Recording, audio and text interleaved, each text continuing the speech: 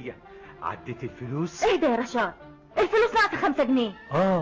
دول حساب البوفيه بتاع الشغل.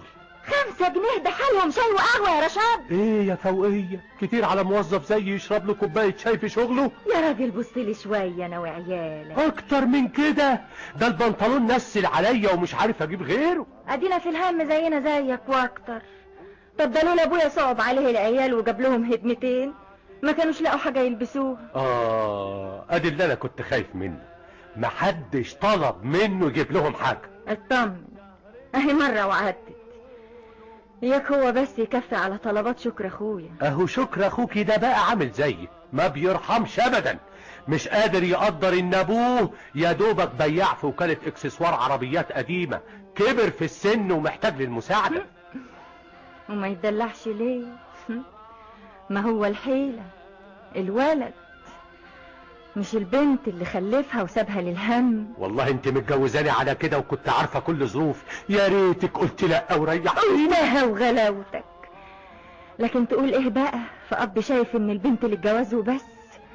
لو كان سابني كمل تعليمي كنت هتتجوزي امبراطور مش كده؟ فلقتيني. لا يا اخوي، بعد الشر عليك من الفلقة، بس قبل ما تنزل على الشغل بقى خد مفتاح الشقة معاك. ايه تكونيش ناوية تغضبي؟ ما انا عملتها كتير ورجعوني ليك تاني. انا رايحة لامي النهاردة نتيجة الثانوية.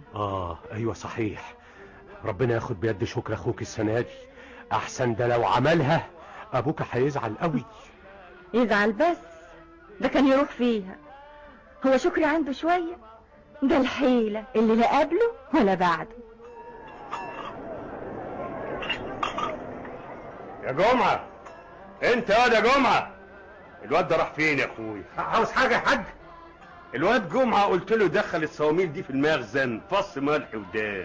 انا اصلي بعت مشوار زي ما انا جاي حالا. طب مش يقول لي؟ الله، مالك يا مصطفى؟ شكلك النهارده مش عاجبني.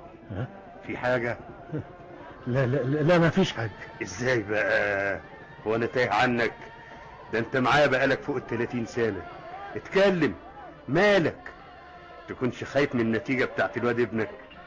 دي 3 سنة يا حاج في الثانوية العامة. وافرض ان شاء الله هينجح ويخيب ظنك. دنيا عجيبة بصحيح، ناس عاوزة اولادها تنجح وتمشي في العلام، وناس مش عاوزينهم يتعلموا. يا حاج علوان، اهو انت مثلا اهو هتموت نفسك عشان ابنك يتعلم.